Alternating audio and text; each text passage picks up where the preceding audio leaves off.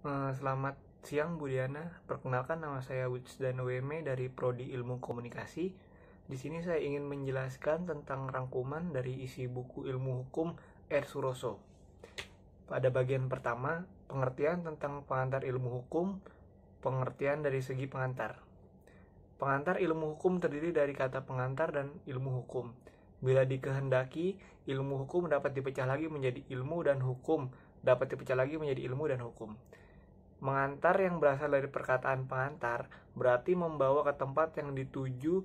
Dalam bahasa asing juga diartikan inlanding dalam bahasa Belanda dan introducing dalam bahasa Inggris, yang berarti memperkenalkan. Dalam hal ini yang diperkenalkan adalah merupakan basis Leervak atau mata pelajaran dasar yang tidak boleh ditinggalkan oleh mereka yang ingin mempelajari masalah dan cabang-cabang ilmu hukum. Kemudian ada pengertian dari segi ilmu hukum. Mengenai arti dari apakah yang dimaksud dengan ilmu hukum dapat diikuti pendapat berbagai pakar hukum, antara lain. Yang pertama, Cross memberikan definisi bahwa ilmu hukum adalah segala pengetahuan hukum yang dipelajari hukum dalam segala bentuk dan segala bentuk dua manifestnya. Satjijo Raharjo 1982-12. Yang kedua, ilmu hukum dan perpustakaan hukum dikenal dengan nama jurisprudence yang berasal dari kata juris yang artinya hukum atau hak. Prudence yang berarti melihat ke depan atau mempunyai keadilan, dan arti umum dari jurisprudence adalah ilmu pengetahuan yang mempelajari hukum. Satjijo Raharjo 1982.210. Yang ketiga ada Curzon berpendapat bahwa ilmu hukum adalah ilmu pengetahuan yang mencangkup dan membicarakan segala hal yang berhubungan dengan hukum. Satjijo Raharjo 1982.23. Dalam bahasa Inggrisnya ia disebut jurisprudence. Yang keempat ada Purnadi Purbacakara dan Surjono Sukanto dalam bukunya Perihal Kaidah Hukum 1982.210 menyebut bahwa ilmu hukum mencakup A. Ilmu hukum kaidah atau Norwich-Charm atau Solen-Wich-Charm, yaitu ilmu yang menelaah hukum sebagai kaidah atau sistem kaidah-kaidah dalam dogmatik hukum atau sistematik hukum. Yang B. Ilmu pengertian, yakni ilmu tentang pengertian-pengertian pokok dalam hukum seperti misalnya subjek hukum, hak dan kewajiban, peristiwa hukum, hubungan hukum, dan objek hukum. Yang C. Tentang ilmu tentang kenyataan atau tat sahquarens atau Sandwich-Charm yang menyoroti hukum sebagai periklanan sikap tindak yang antara lain mencakup sosiologi hukum, antropologi hukum, psikologi hukum, perbandingan hukum, dan sejarah hukum. Yang kelima, ilmu pengetahuan hukum juga disebut sebagai ilmu pengetahuan yang mempelajari kaidah-kaidah hidup manusia. Sebagai sanksi-sanksi dapat dikenakan oleh penguasa. Sebenarnya yang dipelajari bukanlah hanya kaidah-kaidahnya ansih, akan tetapi dipelajari pula bagaimana berlakunya kaidah-kaidah itu, sampai sejauh mana dianut manusia dalam kehidupan bermasyarakat. Dalam perkataan lain, yang dipelajari adalah hukum sebagai kaidah di satu pihak dan sebagai gejala sosial di pihak-pihak lain. Yang keenam, demikian pula ada yang mengatakan bahwa ilmu pengetahuan hukum adalah suatu ilmu yang berusaha menjelaskan tentang keadaan, inti dan maksud tujuan dari berbagai bagian-bagian penting dari hukum, serta pertalian antara berbagai bagian tersebut dengan ilmu pengetahuan hukum. Yang ketujuh, dari uraian di atas dapat dikatakan secara singkat bahwa ilmu hukum adalah suatu pengetahuan yang objeknya adalah hukum dan yang khusus mengajarkan perihal hukum dalam segala bentuk dan manifestnya. Ilmu hukum sebagai kaidah hukum, hukum sebagai ilmu pengetahuan, dan ilmu hukum sebagai ilmu kenyataan. Cabang yang A, ada cabang-cabang ilmu hukum yang termasuk ilmu hukum. Di samping hal-hal tersebut di atas, beberapa penulis memberikan pandangan-pandangan yang berbeda mengenai bagian-bagian dari ilmu hukum. antara lain sebagai berikut. Ada A, yang pertama ada J. van Apeldoorn berpendapat bagian ilmu hukum terdiri dari sosiologi hukum, sejarah hukum, perbandingan hukum. Kemudian ada W.L.G. Lemaire berpendapat bahwa bagian dari ilmu hukum terdiri atas ilmu hukum positif, sosiologi hukum, perbandingan hukum, dan sejarah hukum. Kemudian ada J.B.H. Bell-Freud membagi ilmu hukum atas ada dogmatik hukum, sejarah hukum, perbandingan hukum, politik hukum, dan ajaran hukum umum. Yang terakhir ada Prof. Lee Owenhoek SH berpendapat bagian ilmu hukum terdiri atas dari ilmu hukum positif, sosiologi hukum, sejarah hukum, perbandingan hukum, dan ilmu hukum dogmatik atau ilmu hukum sistematik. Yang kedua, bab 2, sejarah singkat pengantar ilmu hukum. Yang pertama, istilah pengantar ilmu hukum tidak tercipta begitu saja, tetapi mempunyai sejarah sendiri. Pengantar ilmu hukum berasal dari terjemahan bahasa Belanda Inleiding tot de rechtswetenschap. Istilah ini dipakai pada tahun 1920, yaitu dimasukkan dalam Hoger Onderwijs atau undang-undang perguruan tinggi di negeri Belanda. Yang kedua ada Inleiding tot de rechtswetenschap. Ini adalah sebagai pengganti dari istilah Encyclopedie der Rechtswetenschap, yaitu suatu istilah yang semula dipergunakan di negeri Belanda. Yang ketiga, sebenarnya istilah Inleiding tot de Rechtswetenschap ini sendiri merupakan terjemahan dari Einführung in de Rechtswetenschap, suatu istilah yang dipergunakan di Jerman pada akhir abad 19 dan permulaan abad ke-20. Yang keempat, di Indonesia sendiri Inleiding tot de Rechtswetenschap telah dikenalkan sejak tahun 1924 dengan didirikannya Rehoge School atau Sekolah Tinggi Hukum di Batavia atau Jakarta, di mana dimasukkan dalam kurikulumnya. Yang kelima, istilah pengantar ilmu hukum dipergunakan untuk pertama kalinya di perguruan tinggi atau Universitas Gadjah Mada yang ada di Jogja yang berdiri pada tanggal 3 Maret 1946, tetapi sebenarnya jauh sebelum itu, tepatnya pada tahun 1942, istilah pengantar hukum sudah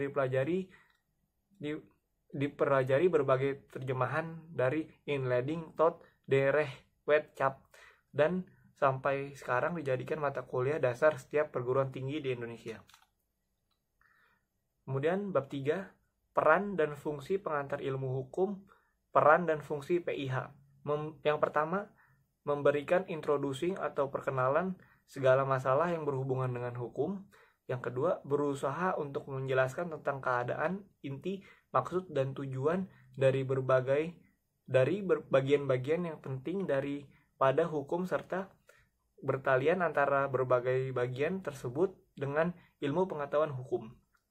Yang ketiga, memperkenalkan ilmu hukum, yaitu pengetahuan yang mempelajari segala seluk-beluk daripada hukum dalam segala bentuk dan manifestnya. Yang keempat, merupakan dasar dalam bentuk studi hukum. Tanpa memahami pengantar ilmu hukum secara tuntas dan seksama, tidak ada dapat diperoleh pengertian yang baik tentang berbagai cabang ilmu hukum. Dengan demikian, sudah tepatlah apabila pengantar ilmu hukum juga dinamakan basic learfak atau mata kuliah dasar daripada pelajaran hukum. Yang terakhir, mengkualifikasikan mata pelajaran pendahuluan pembukaan ke arah ilmu pengetahuan hukum pada tingkat persiapan. A. Bukti-bukti pentingnya peran dan fungsi PIH. Bukti-bukti peran dan bukti-bukti bahwa PIH mempunyai fungsi dan peran sangat penting bagi mereka yang ingin mempelajari ilmu hukum dapat dilihat dari berbagai segi. Yang pertama, dari segi sejarahnya, PIH diajarkan di perguruan tinggi di berbagai negara. Di Jerman PIH diajarkan sebagai Einführung in der Rechtswissenschaft atau Undang-Undang Perguruan Tinggi di negara Belanda pada tahun 1920 memasukkan pengantar ilmu hukum di perguruan tinggi hukum dengan istilah Inleiding tot de Rechtswissenschaft sebagai pengganti dari Encyclopedie der Rechtswissenschaft. Yang kedua, di Indonesia Inleiding tot de Rechtswissenschaft dijadikan kurikulum oleh Rechtshogeschool atau Sekolah Tinggi Hukum yang didirikan di Jakarta atau Batavia pada tahun 1924. Yang ketiga, pada waktu Universitas Gadjah Mada berdiri pada tanggal 3 Maret 1946, untuk pertama kalinya di perguruan tinggi dipergunakan istilah pengantar ilmu hukum yang merupakan terjemah dari Inleiding tot de Rechtswissenschaft dan sampai sekarang dijadikan mata kuliah dasar di semua perguruan tinggi di Indonesia.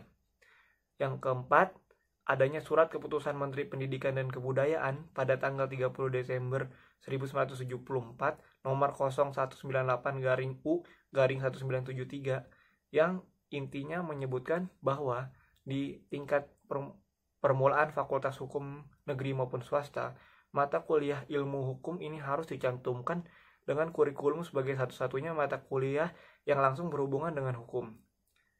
Kemudian ada menurut keputusan Kopertis atau Koordinasi Perguruan Tinggi Swasta, pengantar ilmu hukum merupakan mata kuliah ujian negara. Yang terakhir, dalam rangka sistem kredit semester atau SKS, mata kuliah pengantar ilmu hukum bobot SKS-nya 4 SKS atau lebih besar dari cabang ilmunya. Kemudian bab 4, kedudukan PIH di antara ilmu sosial lainnya. Sebagai suatu mata pelajaran yang termasuk dalam golongan ilmu sosial, pengantar ilmu hukum adalah sejajar dengan ilmu-ilmu sosial lainnya. Ditinjau dari segi ilmu sosial, pengantar ilmu hukum adalah suatu mata pelajaran yang merupakan pengantar ke arah ilmu hukum. Ilmu hukum ini termasuk ilmu sosial yang objek penyelidikannya adalah tingkah laku manusia dan masyarakat dalam berbagai bentuk yang dipelajari oleh ilmu hukum, juga masalah manusia, khususnya tentang kaidah-kaidah kehidupannya, serta tentang mana yang harus dilakukan, mana yang harus dilarang untuk dilakukannya. Ditinjau dari segi disiplin hukum, pengantar ilmu hukum merupakan salah satu bagian daripada disiplin hukum bersama-sama dengan filsafat hukum, yaitu ilmu pengetahuan yang mempelajari tentang pernyataan-pernyataan mendasar dari hukum atau tentang hakikat umum tentang dasar-dasar bagi kekuatan meningkat pada hukum. Yang kedua ada politik hukum, yaitu disiplin hukum yang dikhususkan diri pada usaha memerankan hukum dalam pencapaian tujuan yang dicita-citakan masyarakat tertentu. Masyarakat yang teratur selalu memiliki tujuan untuk mensejahterakan rakyatnya, dan politik hukum itulah pada hakikatnya merupakan sarana untuk mencapai tujuan tersebut. Oleh karena itu, hukum berusaha memilih tujuan itu termasuk bidang politik hukum. Bab 5, metode pendekatan dalam mempelajari pengantar ilmu hukum. Pengantar ilmu hukum mempelajari hukum dari segi ilmiahnya secara sentral dan universal. Dikatakan universal karena pandangannya adalah kepada hukum yang berlaku kapan saja dan di mana saja, tidak dibatasi dengan negara atau wilayah. Dengan demikian, pengantar ilmu hukum mempelajari hukum secara menyeluruh, secara umum, dan mendatar atau inderumit. Sedangkan cabang-cabang hukum dipelajari secara mendalam atau in-depth, atau dengan perkataan lain, pengantar ilmu hukum menyelidiki pengertian-pengertian dasar dan asas-asas dari hukum secara menyeluruh atau Grundbeinstellungen van het in de Algemeen. Sedangkan cabang-cabang hukum tersebut menyelidiki pengertian dan asas hukum yang bersifat khusus. Kemudian bab 6. Persyaratan sebagai dosen pengantar ilmu hukum. Kalau ditinjau dari segi peran atau fungsi PIH, luasnya ruangan PIH serta diperlakukannya pendekatan secara khusus, maka untuk menjadi dosen PIH diperlukan persyaratan khusus juga. Pertama, ada Prof. Dr. Ahmad Sanusi SH dalam bukunya PIH dan PTNI memberikan penjelasan pada halaman 4 yang isinya ialah bahwa dilihat dari segi PIH yang memerlukan pendekatan secara khusus, maka bagi seorang dosen PIH harus memenuhi syarat tersendiri, antara lain ialah A. Harus menguasai bahan-bahan, baik bahan yang menjadi keseluruhan pembahasan mata pelajaran PIH maupun pengetahuan lain yang mendukung PIH. Yang B. Memahami syarat-syarat pedagogis. Yang C. Memahami kemampuan untuk menarik serta membangkitkan semangat mahasiswa. Yang D. Mampu dan berani mempopularisasikan acara kuliahnya. Yang E. Memberikan petunjuk kepada mahasiswanya agar para mahasiswa selanjutnya dapat belajar menurut caranya sendiri. Yang kedua, ada Direktur Pendidikan Tinggi Departemen Pendidikan dan Kebudayaan dalam lampiran surat nomor 112 garing DPT garing C garing 3 Romawi garing 73 menegaskan agar A. Pemberian pembelajaran PIH itu jangan sampai merupakan pemberian pelajaran filsafat hukum. Titik berat pelajaran hendaknya diletakkan pada bidang dogmatik hukum yang meliputi kaidah-kaidah dan pengertian-pengertian hukum. Yang B.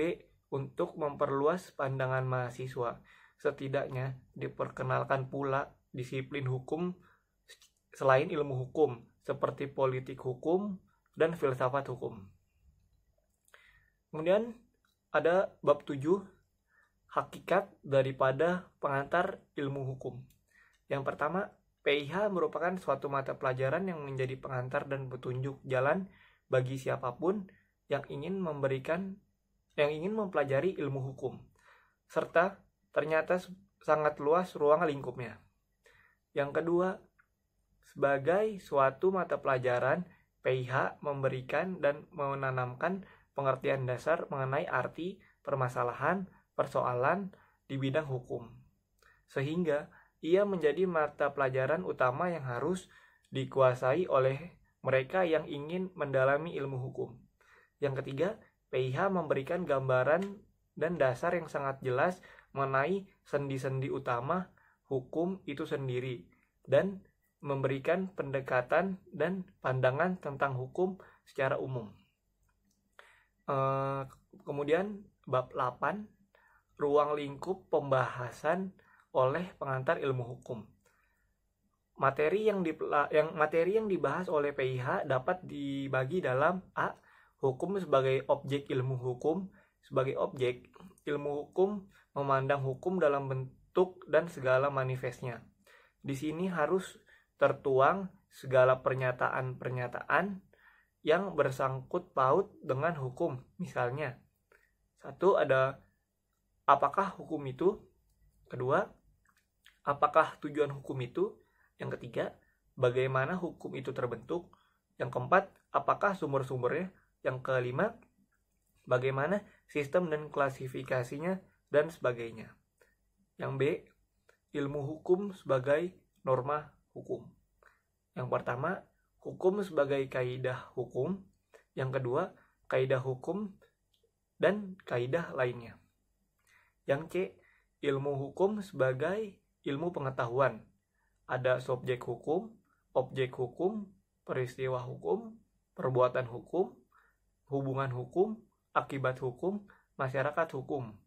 Yang D, ada ilmu hukum sebagai kenyataannya. Ada antropologi hukum, sosiologi hukum, sejarah hukum, psikologi hukum, dan perbandingan hukum. Bagian 2, hukum sebagai objek hukum. Pada bab 9, pengertian tentang hukum. A. Pengertian hukum dari segi etimologi. A. Hukum. Kata hukum berasal dari bahasa Arab dan merupakan bentuk tunggal. Kata jamaknya adalah al-kas. Selanjutnya diambil alih dalam bahasa Indonesia menjadi hukum. Dalam pengertian hukum terkandung pengertian bertalian erat dengan pengertian yang dapat melakukan paksaan. Satu ada reh. Reh berasal dari bahasa rectum atau bahasa Latin yang mempunyai arti bimbingan atau tuntutan atau pemerintahan. Bertalian dengan rectum dikenal dengan rex, yaitu orang yang pekerjaannya memberikan bimbingan atau memerintah. Rex juga dapat diartikan sebagai raja yang mempunyai regimen yang artinya kerajaan.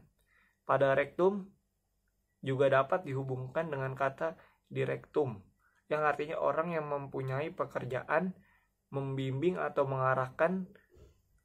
Kata-kata direktum atau rektor mempunyai arti yang sama.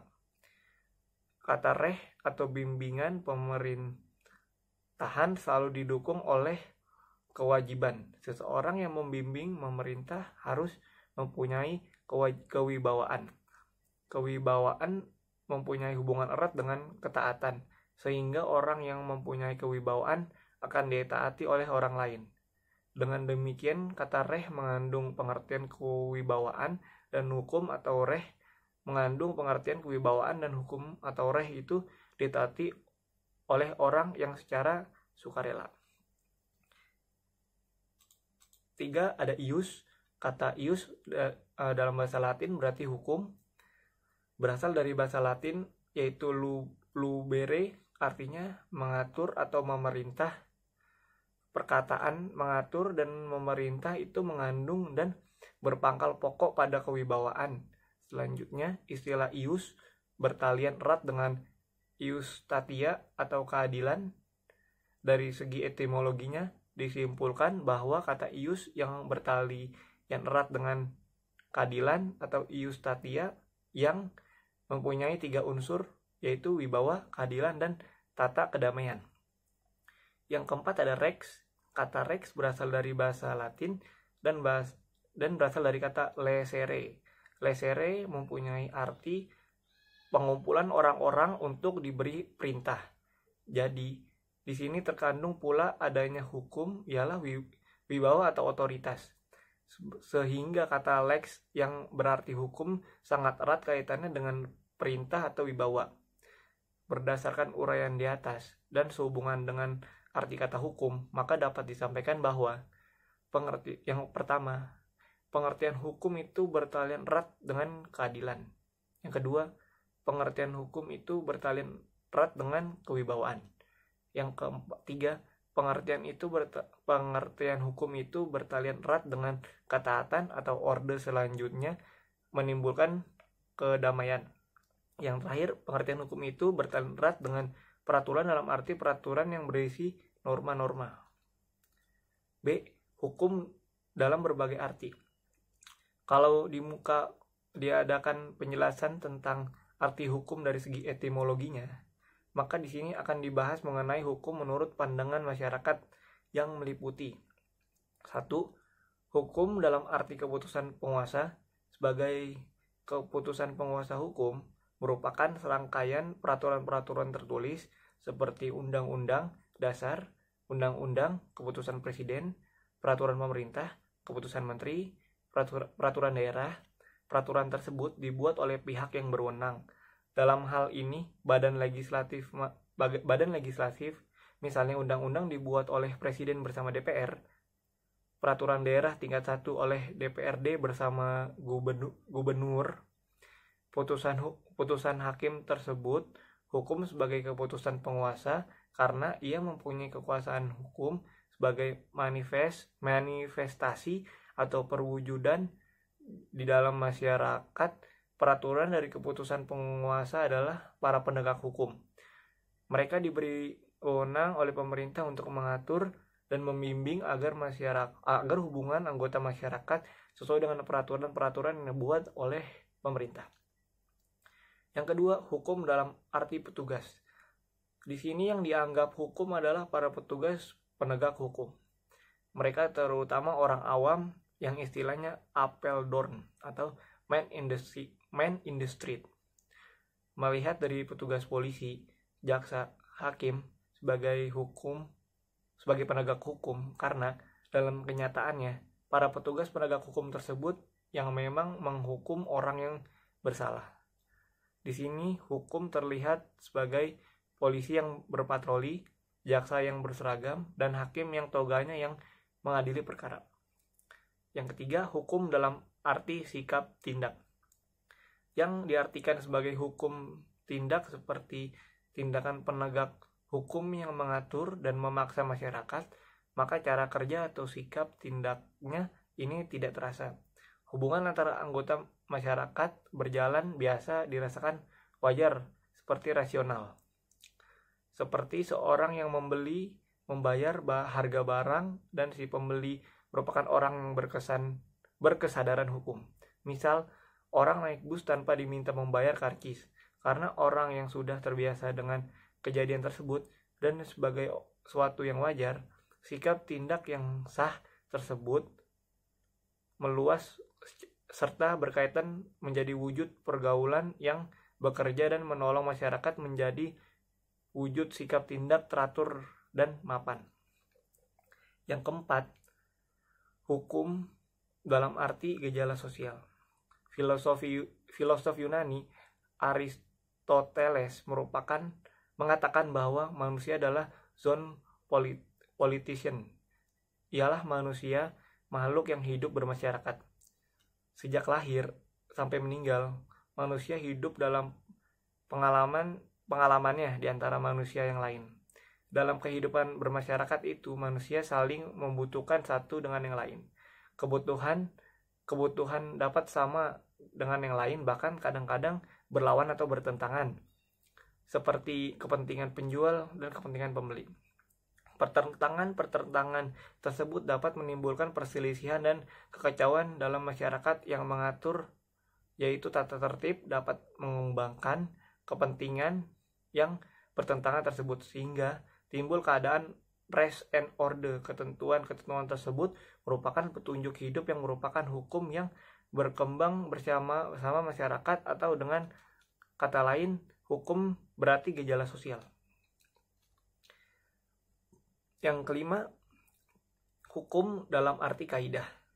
Ilmu hukum adalah himpunan petunjuk hidup atau perintah dan larang-larangan yang mengatur tata tertib dalam suatu masyarakat dan seharusnya lah ditaati oleh anggota masyarakat yang bersangkutan.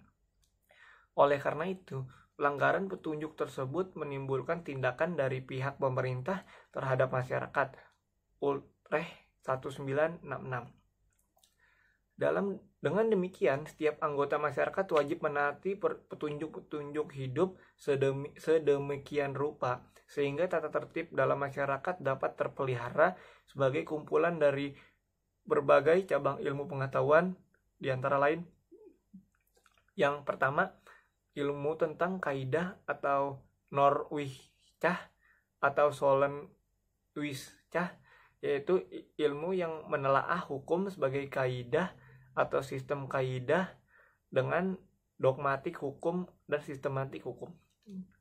Yang kedua, ilmu pengertian, yakni ilmu tentang pengertian pokok dalam hukum seperti misalnya subjek hukum, hak dan kewajiban, peristiwa hukum, hubungan hukum, dan objek hukum. Yang ketiga, ilmu tentang kenyataan hukum atau Tatzenwissenschaft atau Seinwissenschaft, yang menyoroti hukum sebagai perilaku atau sikap tindak yang antara lain mencakup a. Sosiologi hukum, yakni cabang ilmu pengetahuan yang secara impresis atau praktis mempelajari hukum sebagai gejala sosial dengan gejala-gejala sosial lainnya. Yang B ada antropologi hukum, yaitu suatu cabang ilmu pengetahuan yang mempelajari pola sengketa penyelesaian pada masyarakat maupun masyarakat yang sedang mengalami proses modernisasi. Yang C ada psikologi hukum, adalah suatu cabang ilmu pengetahuan yang mempelajari hukum sebagai suatu perwujudan daripada perkembangan jiwa manusia. Yang D ada perbandingan hukum, yaitu yang mempelajari cabang ilmu pengetahuan yang membandingkan sistem-sistem hukum yang berlaku di dalam satu atau beberapa masyarakat. Yang E ada sejarah hukum yang mempelajari perkembangan dan asal-usul daripada sistem hukum dalam masyarakat tertentu. Purwadi Purbacakara dan Surjono tahun 1982. Yang keenam, hukum dalam tata arti hukum.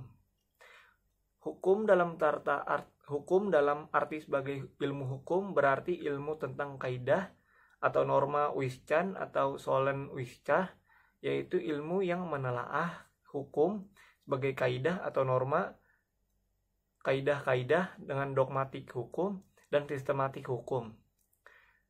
Sebagai kaidah atau kaidah-kaidah dengan dogmatik hukum dan sistematik hukum, maka dijelaskanlah bahwa dalam arti ini hukum dilihat sebagai ilmu pengetahuan yang merupakan karya manusia yang berusaha mencari kebenaran tentang suatu yang dimiliki ciri-ciri sistematis, logis, empiris, metodis, umum, dan akumulatif.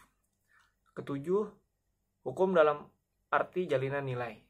Yang kedelapan, hukum dalam arti disiplin. Suatu disiplin adalah sistem mengenai kenyataan atau gejala-gejala yang dihadapi dalam hal ini.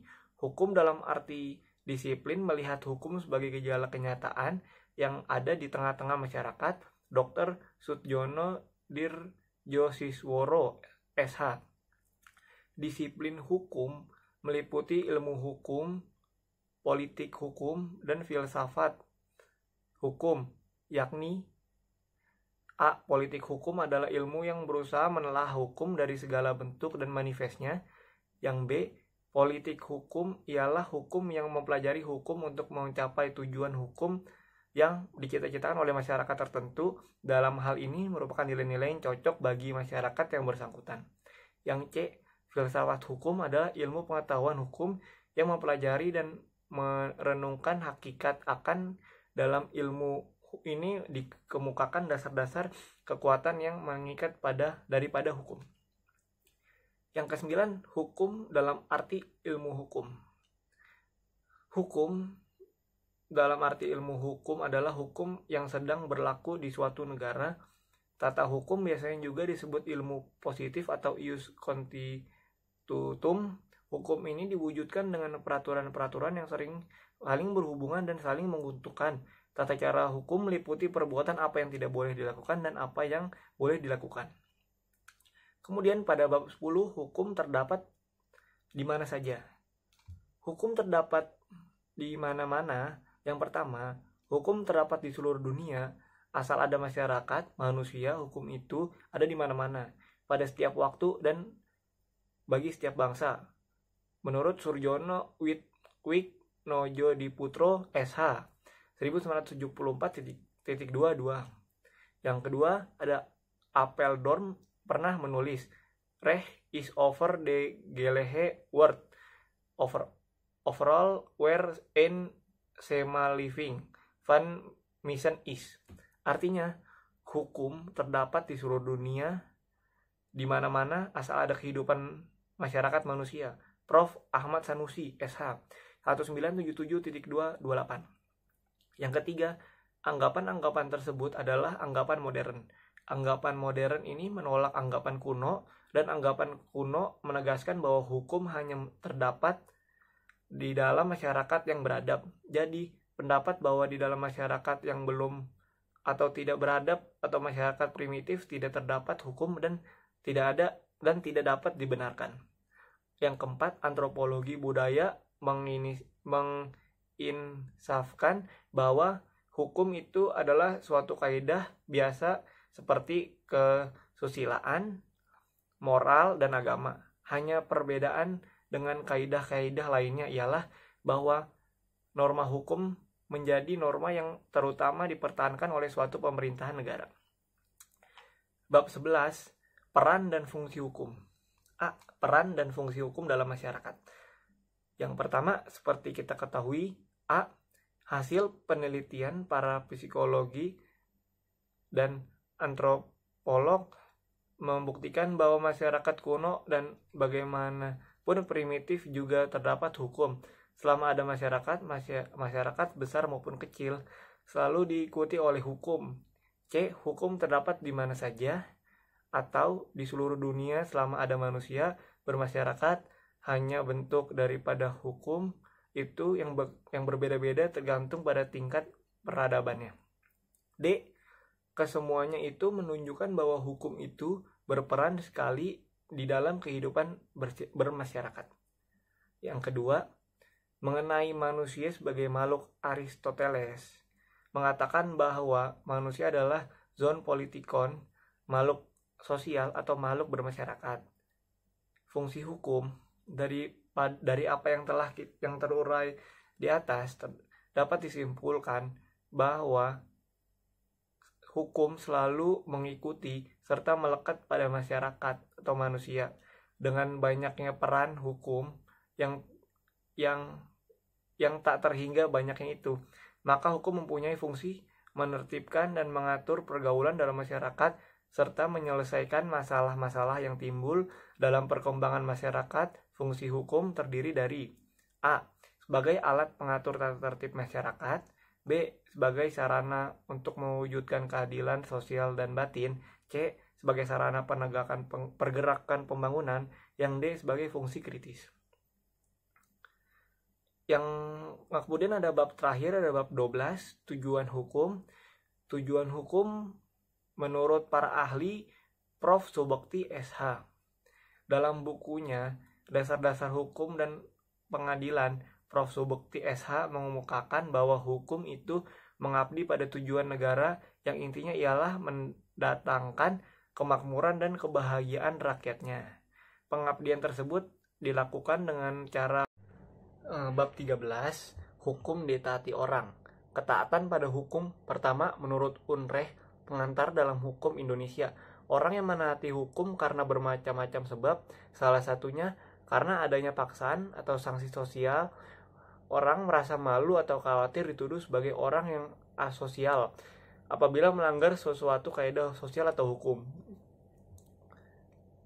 Ilmu hukum timbul dua pengertian yang penting sekali, ialah kekuasaan adalah pengertian politik dan kekuatan adalah paksaan dari suatu badan yang lebih tinggi, karena seseorang jadi jelas bahwa pengertian kekuasaan dan kenyataan ditentukan oleh perasaan hukum dari orang yang bersangkutan. Artinya suatu peraturan baru dinamakan suatu peraturan hukum apabila peraturan itu diterima bukan karena paksaan. Yang kedua, hukum ditaati orang karena hukum itu bersifat memaksa. Hal ini dapat ditinjau dari batasan-batasan yang dikemukakan oleh beberapa sarjana hukum seperti A. Prof. Dr. Van Kan. Hukum adalah keseluruhan peraturan hidup yang bersifat memaksa untuk melindungi kepentingan manusia di dalam masyarakat. B. Prof. Dr. P. Bors. Hukum ialah keseluruhan peraturan bagi kelakuan atau perbuatan manusia di dalam masyarakat dan bertujuan mendapatkan tata atau damai dan keadilan. Yang selanjutnya, paksaan-paksaan tersebut dapat dalam berupa sanksi atau hukuman. Berikut contoh yang dikemukakan oleh Marhialis. Yang A. Seseorang tidak akan membunuh karena dalam kitab undang-undang hukum pidana, siapa saja yang membunuh diancam dengan hukuman mati atau penjara. Yang ketiga, beberapa teori dan aliran yang menyebabkan mengapa hukum ditaati orang. Ada A. Mazhab hukum alam atau hukum kodrah. Mazhab adalah hukum alam, adalah suatu aliran yang menelaah hukum dengan bertitik tolak dari keadilan yang mutlak, artinya bahwa keadilan tidak boleh diganggu.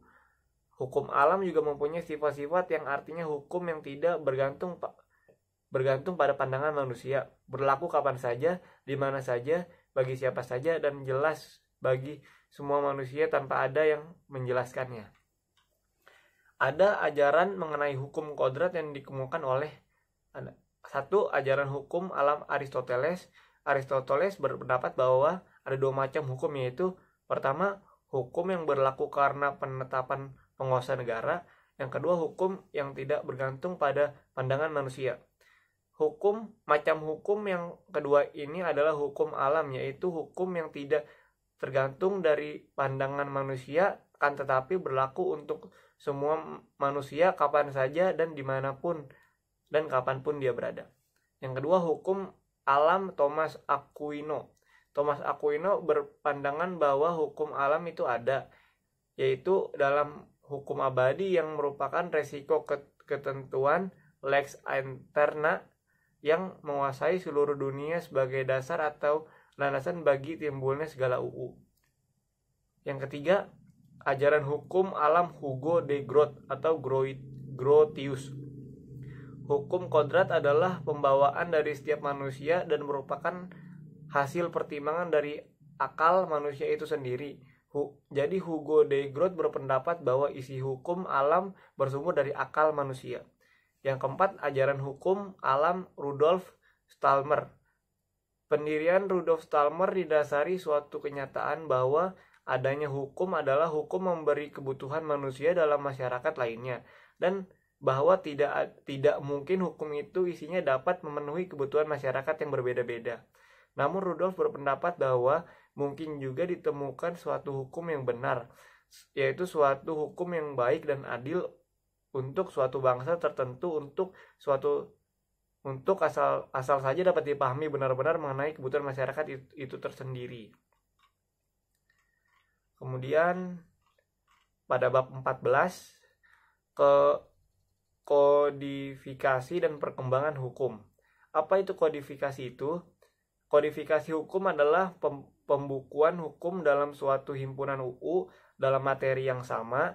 Tujuan komunikasi hukum adalah agar didapatkan suatu kesatuan hukum dan suatu kepastian hukum yang dianggap sebagai kondisi kodifikasi nasional. Yang pertama adalah Kode Sivil Prancis atau Kode Napoleon. Dinamakan Kode Napoleon karena Napoleonlah yang memerintahkan dan mengundang UU Prancis sebagai UU nasional di permulaan abad 18.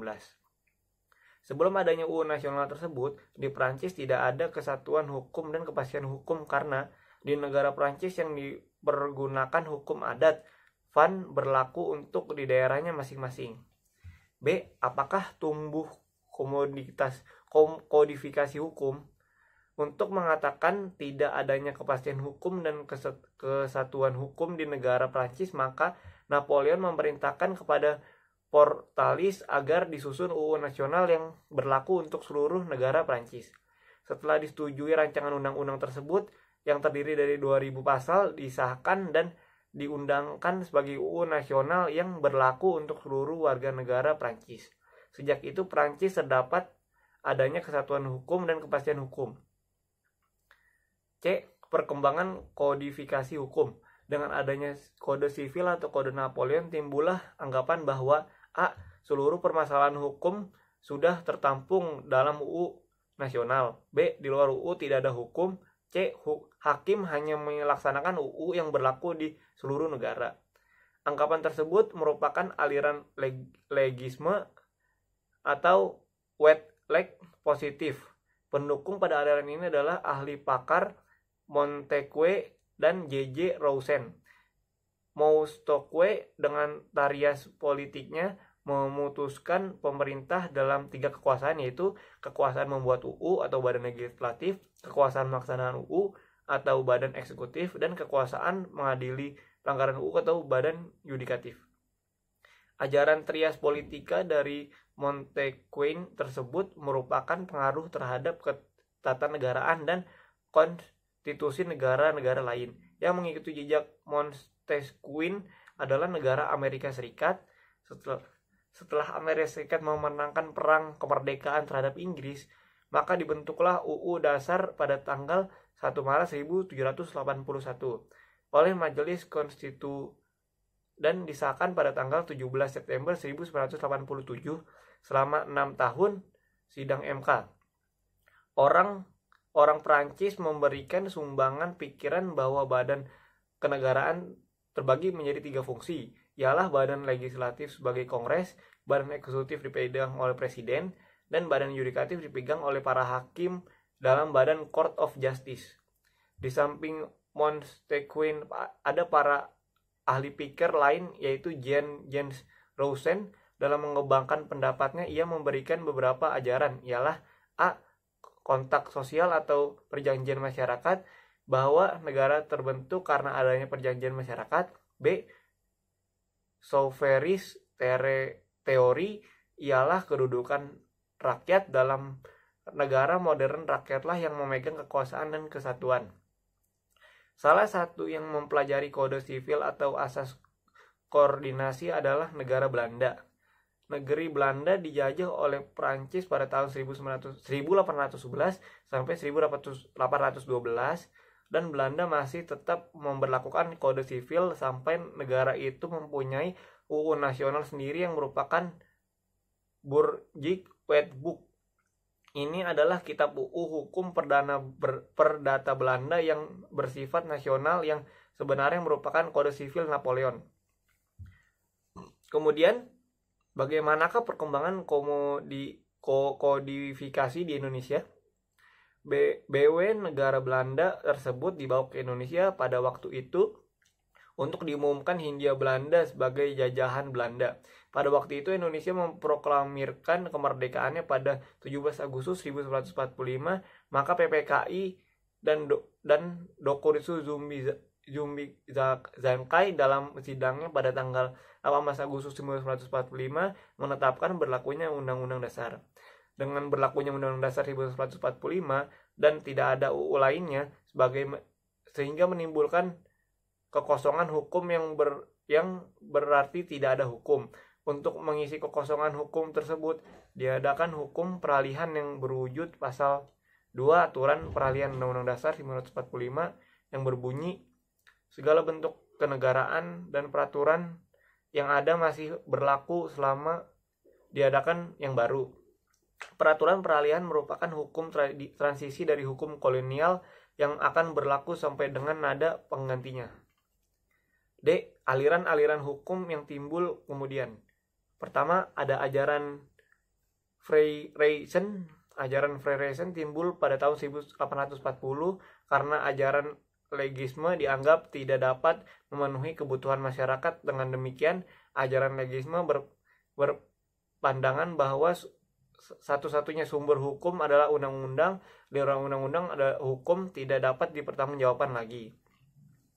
Menurut Freemason atau hukum bebas, hukum tumbuh di dalam masyarakat dan diciptakan oleh masyarakat berupa kebiasaan dalam hidup dan hukum alam. Selanjutnya, paham ini berkembang menjadi dua aliran. Yang pertama ada aliran hukum bebas sosiologis yang berpendapat hukum bebas itu kebiasaan masyarakat dan berkembang secara sosiologis. Yang B, aliran hukum bebas yang berpendapat hukum bebas adalah hukum alam. Kemudian bab 15, aliran praktik hukum. Pendahuluan A. Aliran legisme. Setelah adanya kodifikasi di negara Prancis yang menganggap bahwa kode sivil Prancis sudah sempurna serta dapat menampung seluruh hukum, maka timbullah aliran legisme yang berpendapat bahwa satu-satunya sumber hukum adalah UU. Yang kedua, bahwa di luar UU tidak ada hukum. Dalam aliran legisme, hakim hanya merupakan subtoi arto atau pemutus perkara hanya didasarkan pada undang-undang saja. Kekurangan dari aliran legisme adalah setelah berjalan kurang lebih 40 atau 50 tahun ialah permasalahan-permasalahan hukum yang timbul kemudian tidak dapat dipecahkan oleh UU yang telah dibentuk. B. Aliran Fleischrechte atau hukum bebas. Aliran Fleischrecht merupakan aliran bebas yang hukumnya tidak dibuat oleh legislatif dan menyatakan bahwa hukum terdapat di luar UU. Berbeda dengan aliran legisme di mana hukum terikat sekali pada UU, maka hakim dalam Fleischrecht bebas memutuskan atau menciptakan hukum dengan melaksanakan undang-undang atau tidak. Tujuan dari Fleischrecht ini ialah yang pertama memberikan peradilan sebaik-baiknya dengan cara memberikan kebebasan kepada hakim tanpa terikat pada UU, tetapi menghayati tata kehidupan sehari-hari. Yang kedua, membuktikan bahwa dalam UU terdapat kekurangan dan kekurangan itu perlu dilengkapi. Yang ketiga, mengharapkan agar hakim dapat memutuskan perkara berdasarkan kepada cita keadilan. Yang C, aliran penempatan hukum. Dalam perkembangan lebih lanjut ada pandangan-pandangan terhadap hukum, ada perubahan-perubahan karena Yang pertama, hukum harus berdasarkan asas keadilan masyarakat terus berkembang. Yang kedua, UU tidak dapat menyelesaikan tiap masalah yang timbul, melainkan hanya memberikan pedoman umum saja. Yang ketiga, ternyata pembuat UU tidak dapat mengikuti kecepatan gerak masyarakat atau proses perkembangan sosial, sehingga penyusunan UU selalu ketinggalan. Menurut aliran Refinding, hukum terbentuk dalam beberapa cara, ialah yang pertama karena weight giving atau pembentukan UU, karena administrasi atau tata usaha negara. Yang ketiga karena peradilan. Yang keempat karena kebiasaan atau tradisi yang sudah mengikat masyarakat. Yang terakhir karena ilmu.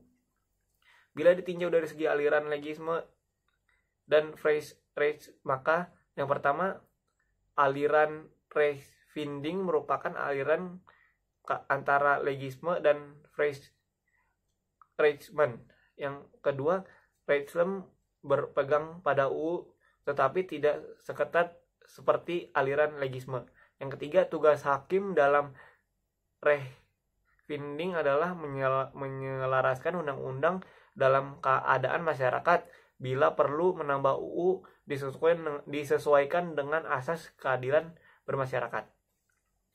Ada berbagai pembatasan mengenai kebebasan hakim sepanjang yang dinyatakan oleh beberapa ahli, seperti yang pertama, Logeman berpendapat bahwa hakim harus ditunjuk pada kehendak pembuat UU dalam arti kehendak sebagai yang diketahui dan tercantum dalam peraturan undang-undangan yang bersangkutan.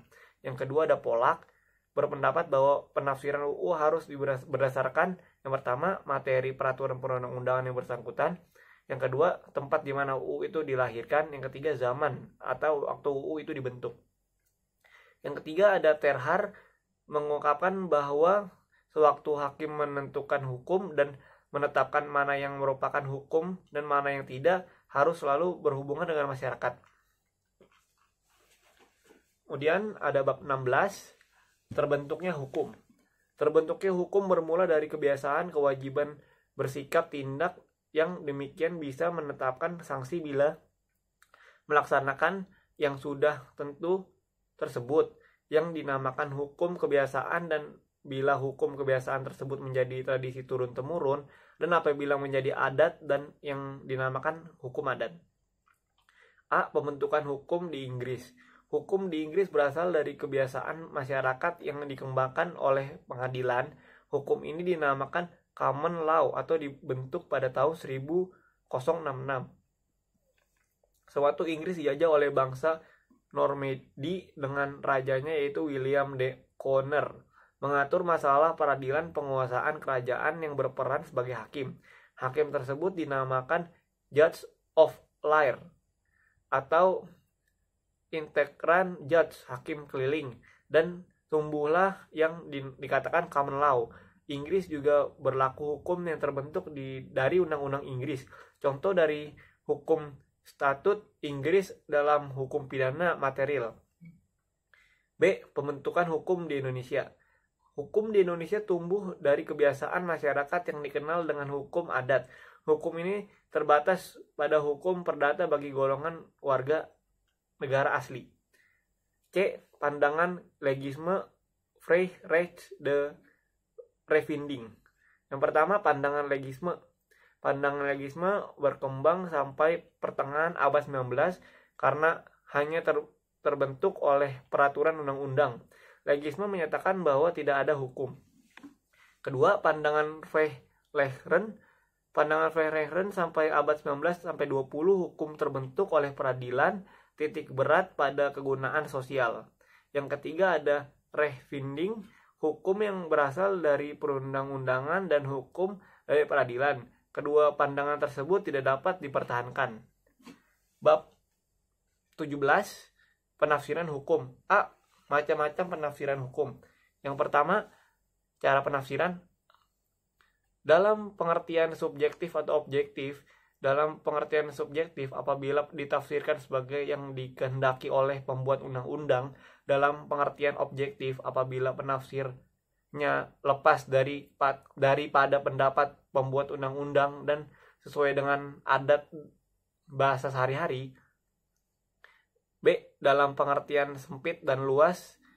Dalam pengertian sempit atau restriktif, yakni apabila dalil yang ditafsirkan diberi pengertian yang sangat dibatasi, misalnya mata uang dari pasal 1973 KUHP Perdata, pengertiannya hanya uang logam saja dan barang diartikan benda yang dapat dilihat dan diraba saja. Penafsiran otentik mengikat umum. Yang C. Hakim, penafsiran yang bersumber dari hakim hanya mengikat pihak-pihak yang bersangkutan dan berlaku bagi kasus-kasus tertentu.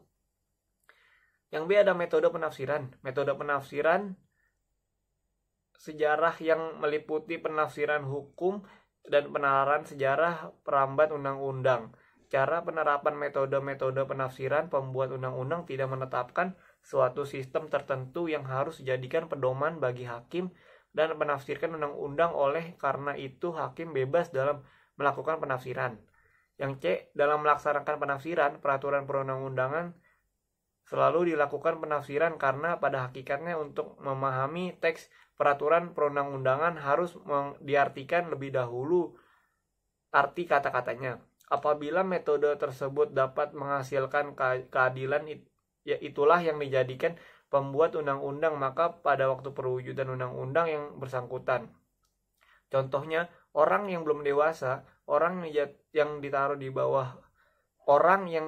bawah pengampunan orang perempuan dalam hal ditetapkan oleh undang-undang. Pada umumnya orang kepada siapa undang-undang telah melarang membuat persetujuan tertentu pada 14 tahun 1967 yang mengubahkan tentang usaha pokok bank memberikan kredit. Bab 18. Pengisian kekosongan hukum. Pembuat undang-undang selalu ketinggalan dengan kejadian-kejadian sosial yang timbul kemudian di dalam masyarakat, maka hakim sering menambah undang-undang itu. Jika hakim menambah perundang-undangan, berarti bahwa hakim mengisi kekosongan dalam sistem hukum formil dari tata hukum yang berlaku. Pengisian ruang kosong dalam undang-undang oleh hakim baru dapat diterima dalam bagian kedua abad 19. Oleh karenanya dalam hukum yang ketinggalan itu terdapat banyak kekosongan di dalam sistem hukum yang terpaksa harus diisi oleh hakim asalkan pengisian atau penambahan itu tidak membawa perubahan prinsip pada sistem hukum yang berlaku, bahwa hukum merupakan sistem terbuka tersebut dapat dimengerti karena hukum sifatnya. Dan pengertian pasal 1546 KUHP Perdata itu kalau dua orang melakukan perjanjian jual beli yang diatur pada pasal 1451 sampai pasal 1540 KUHP Perdata dapat dipergunakan dalam perjanjian itu. Ketentuan tentang kedudukan seseorang yang di bawah pengampunan diambil pula dari ketentuan mengenai perwalian, seperti yang ditegaskan oleh pasal 452 ayat 3 KUHP Perdata. Dari pengertian mengenai masalah pengampunan menggunakan undang-undang secara analogi dan ketentuan kedudukan perwakilan, kedudukan dan tugas seorang korutor sama dengan seorang wali. Sedangkan kedudukan seorang Qur'andus sama seperti seorang anak yang belum cukup umur. Menggunakan undang-undang secara analogi terhadap pasal 1576 ayat 1 KUHP Perdata tentang pengertian dan quote kop breakten hub kunot, maksudnya dengan dijual barang yang dalam perjanjian sewa menyewa, maka perjanjian sewa menyewa itu tidak gugur. Dengan demikian kedua-duanya salah, maka sama-sama saling ganti rugi sehingga terjadi kompensasi. Sebuah delman melewati persimpangan jalan dengan rel kereta api. Kemudian bab 19. Sumber-sumber hukum. A. Arti sumber hukum. Sumber hukum adalah segala sesuatu yang menimbulkan aturan-aturan yang mengikat dan memaksa, sehingga apabila aturan-aturan itu dilanggar akan menimbulkan sanksi yang tegas dan nyata bagi pelanggarnya. Sebagai asas hukum, sebagai sesuatu yang merupakan permulaan hukum, misalnya kehendak Tuhan, akal manusia, jiwa, bangsa, dan sebagainya. B. Pendapat berbagai pakar hukum mengenai macam-macam sumber hukum. Sudikno menyebut yang pertama, Algra membagi sumber hukum dalam sumber hukum dan sumber hukum formil. Sumber hukum material ialah tempat dari mana materi hukum material.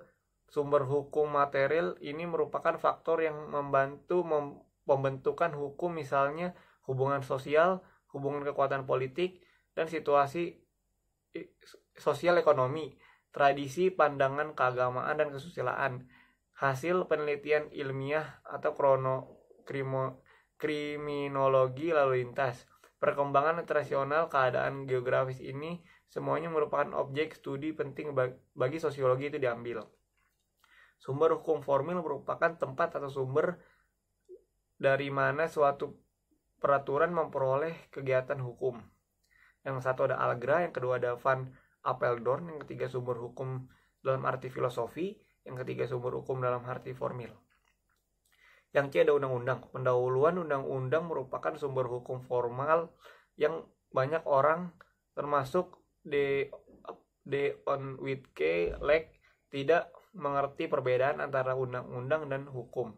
Mereka menganggap undang-undang yang dikeluarkan oleh pemerintah adalah hukum. Oleh karena itu perlu diadakan pembahasan lebih lanjut mengenai tentang undang-undang yang dimaksud. Undang-undang dalam arti material di dalam praktik apabila ada orang yang mengatakan undang-undang tanpa keterangan lebih lanjut, maka yang dimaksud selalu undang-undang dalam arti formil. Mempergunakan sistem trias politika sebagai sistem pemerintahan di negara Belanda berwenang untuk membuat undang-undang adalah raja di Amerika Serikat. Lain halnya dengan pembuatan undang-undang di negara Amerika Serikat. Di sana kewenangan membuat undang-undang diberikan kepada Kongres saja sebagai badan legislatif. Yang D ada kebiasaan. Mengenai hukum, kebiasaan merupakan tindakan menurut pola tingkah laku yang tetap, lazim, normal, atau adat dapat dalam masyarakat ataupun pergaulan hidup tertentu. Pergaulan hidup merupakan lingkungan yang sempat seperti desa, tetapi dapat luas juga meliputi masyarakat negara yang berdaulat. Kemudian ada bab 20, pengelolaan dan klasifikasi hukum.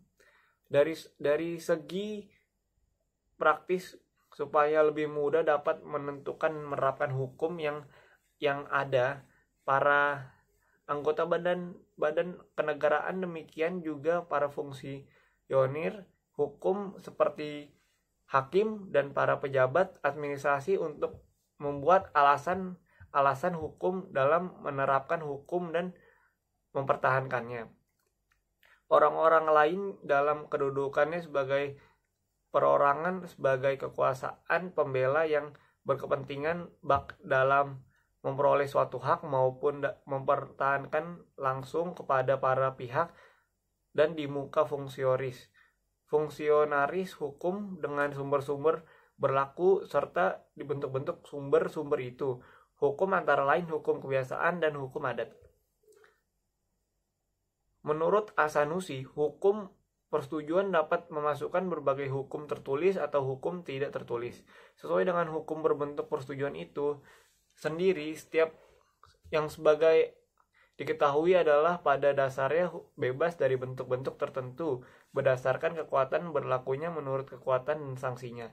Hukum dapat dibagi dalam hukum paksa atau dwingleh, ialah hukum di dalam keadaan konkret yang harus ditaati. Dalam keadaan bagaimanapun tidak ada kesampingan oleh perjanjian yang dibuat kedua belah pihak. Dengan perkataan lain, hukum ini mempunyai yang merupakan hukum pasca lazimnya peraturan asusila seperti hukum pidana. Pada pasal 1334 ayat 2 KUHP Perdata, seorang ahli waris tidak dapat menolak bagian warisnya sebelum warisan itu terbuka atau mengatakan perjanjian mengenai waris itu. Kalau ada seseorang ahli waris menolak bagiannya atau waktu pewaris masih hidup pada waktu sebelum pembagian warisan diadakan, maka penolak tersebut tidak dapat diakui sah dengan lain perkataan apabila kedua belah pihak dapat menyelesaikan masalah mereka dengan membuat sendiri suatu peraturan, maka peraturan hukum yang tercantum dalam pasal yang bersangkutan tidak perlu dijanjikan. Bab 21. Kaidah hukum dan kaidah sosial. Manusia adalah makhluk sosial atau zoon politikon, kata Aristoteles. Sebagai makhluk sosial, selalu ingin hidup berkelompok hidup. Kehidupan masyarakat tersebut merupakan manusia mempunyai tujuan untuk memenuhi kebutuhan. Untuk itu diperlukan hubungan atau kontak antara anggota masyarakat dalam rangka mencapai tujuannya dan melindungi kepentingannya sebagai pribadi manusia yang pada dasarnya dapat berbuat menurut kehendaknya secara bebas. Akan tetapi dalam kehidupan masyarakat, kebebasan tersebut dibatasi oleh ketentuan-ketentuan yang mengatur tingkah laku dan sikap tindak mereka. Apabila ada ketentuan-ketentuan tersebut, terjadi ketidakadanya keseimbangan dalam masyarakat dan pertentangan satu sama lain. Dengan pembawaan sikap pribadi, manusia biasanya ingin kepentingan dipenuhi lebih dahulu, tanpa mengingat kepentingan orang lain. Kepentingan itu kadang-kadang sama, tetapi juga jarang terjadinya kepentingan yang saling bertentangan. Apabila keadilan yang demikian itu tidak dapat diatur, tidak dapat dibatasi, maka yang lemah akan tertindas atau setidaknya timbul pertentangan aturan yang maksud kaidah sosial. Kata kaidah itu sendiri berasal dari bahasa Arab dan norma berasal dari bahasa Latin yang berarti ukuran. Ada kaidah sosial. Pertama, kaidah susila. Tidak mengindahkan norma susila berarti asusila. Norma susila dapat mengatakan peraturan-peraturan hidup yang berasal dari hati nurani manusia. Menemukan perbuatan mana yang baik dan mana yang buruk berdasarkan bisikan suara hatinya. Pelanggaran atas norma susila ialah pelanggaran perasaan sendiri, akibatnya atau sanksi hukumnya adalah penyesalan. Van Aveldon mengatakan perbedaan antara susila dan moral menurut Surojo Wignodipuro, perbedaan tersebut hanya perbedaan gradual saja karena kesusilaan sumber pada moral. Manusia adalah makhluk bermoral yang berperan ialah perasaan susila. Yang kedua ada kaidah kesopanan. Kesopanan dinamakan norma kesopanan, tata cara atau adat istiadat. Pelanggaran atau norma kesopanan menimbulkan celaan dari sesamanya. Celaan ini dapat berwujud kata-kata, tetapi akan lebih dirasakan apabila celaan itu berupa sikap kebencian, pendanaan rencana dari orang-orang sekelilingnya, sampai si pelakunya dijatuhi dalam pergaulan, bahkan lebih hebat dari dengan pemboikotan.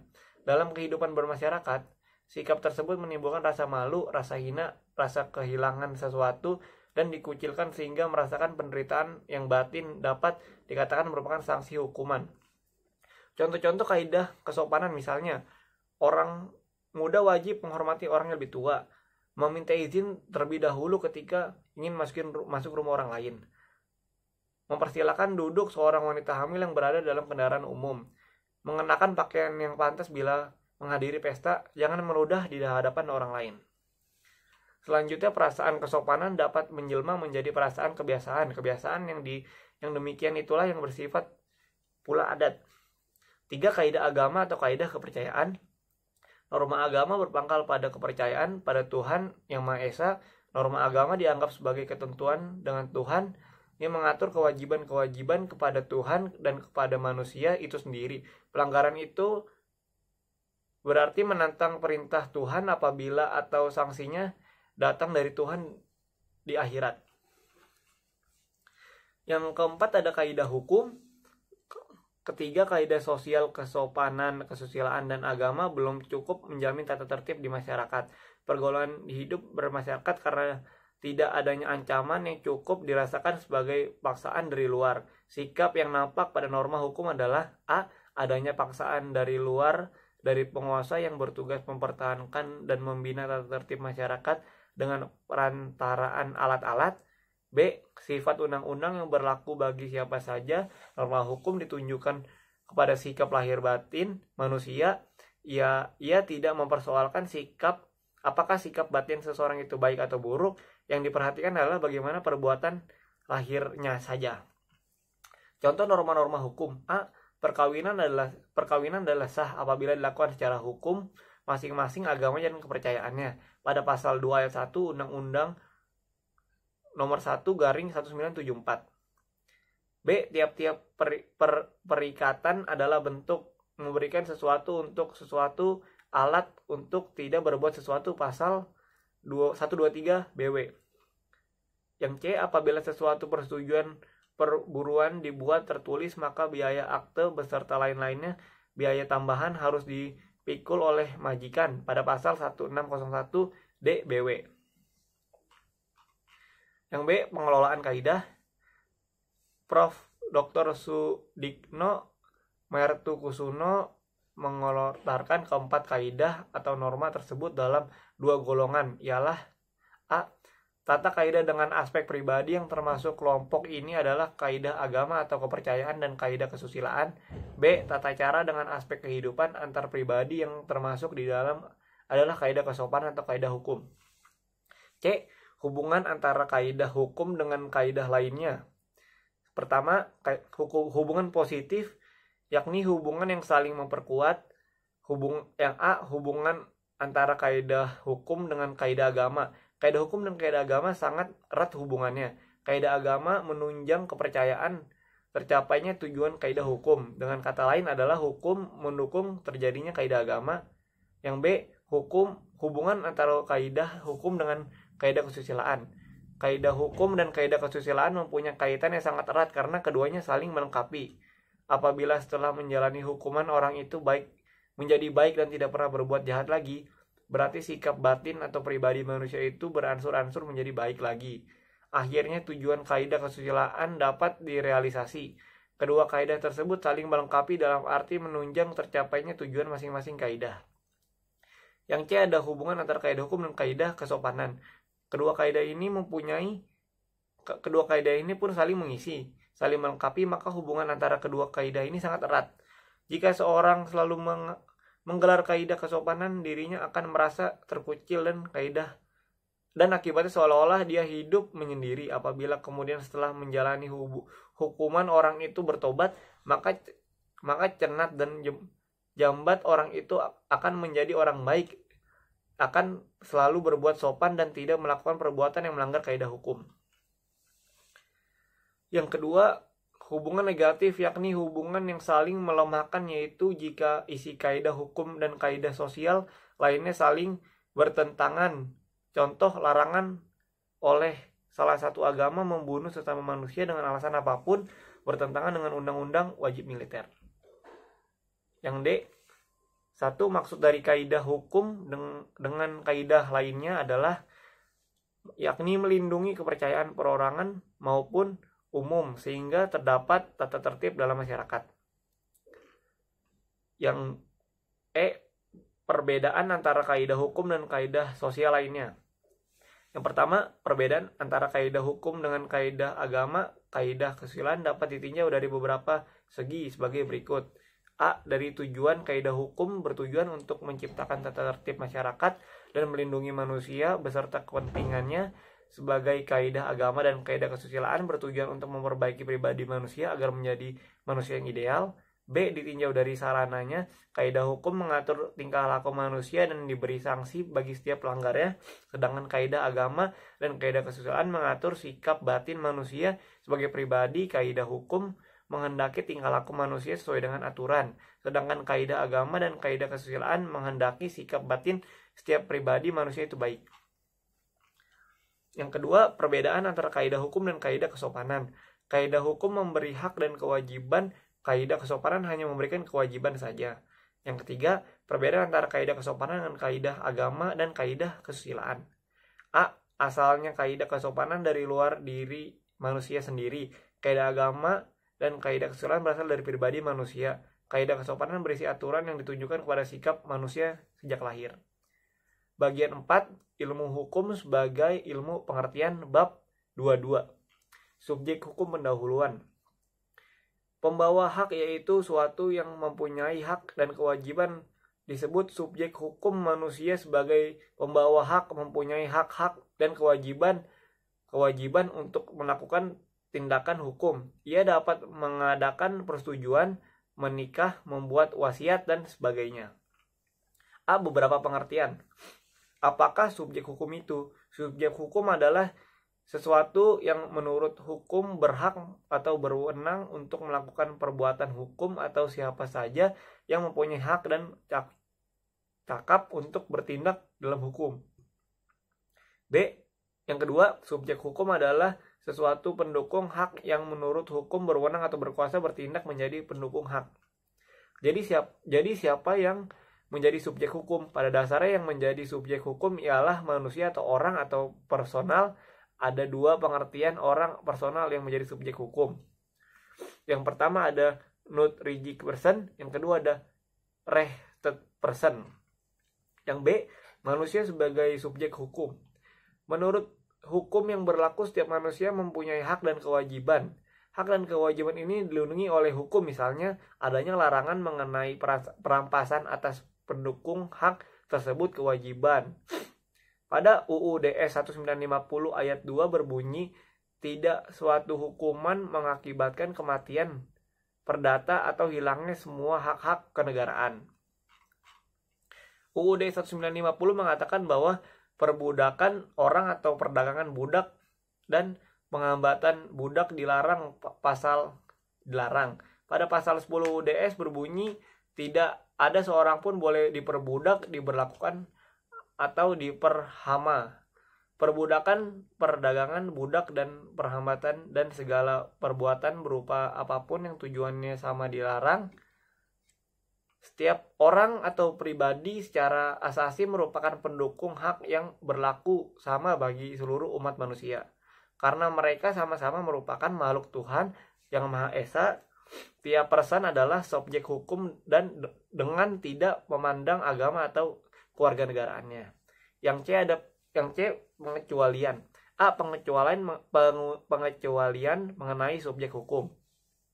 Secara real, manusia sebagai subjek hukum berlaku sejak lahir sampai meninggal, sehingga dapat dikatakan bahwa sesama manusia itu hidup. Ia merupakan manusia pribadi. Namun demikian, pengecualian memang ada wewenang hukum. Ialah anak dengan kekandungan, meskipun dia belum lahir, dianggap telah lahir apabila kepentingan si anak menghendaki dan dianggap tidak pernah ada. Apabila anak meninggal pada saat dilahirkan atau sebelumnya, pasal yang mengatur hal ini adalah pasal 2 KUHP Perdata yang berbunyi, Het kind van het en vorm is were reed gebon zun zul healing zing being zul form, yang artinya anak yang ada di dalam kandungan seseorang perempuan dianggap telah dilahirkan, bila mana juga kepentingan si anak menghendaki mati, sewaktu dilahirkan dianggap tidak pernah ada. Di samping wewenang untuk dapat melaksanakan perbuatan hukum, orang harus cakap melakukan hukum. Seseorang adalah cakap hukum apabila ia telah dianggap cukup cakap untuk mempertanggungjawabkan sendiri atas segala tindakan-tindakannya sendiri. Seseorang dewasa yang normal adalah cakap hukum dalam hal-hal tertentu. Ia dianggap cakap hukum apabila ia gila atau tidak memiliki pikiran atau akal sehat. Orang yang belum dewasa dan orang-orang yang tidak dianggap cakap hukum dalam perbuatan hukum akan diawali oleh walinya. Dari segi perbuatan hukum, yang cakap melakukan perbuatan hukum menurut pasal 7 UU Perkawinan, yang tidak cakap melakukan perbuatan hukum. B. Golongan ini dibagi lagi dalam orang-orang yang di bawah kuret merupakan subjek hukum. Manusia pribadi yang tidak cakap. Ketidakcakapan hukum atau jurisprudence handling ialah orang-orang yang belum dewasa dan wanita yang berstatus dalam perkawinan. Istri berada di bawah suami sehingga menjadi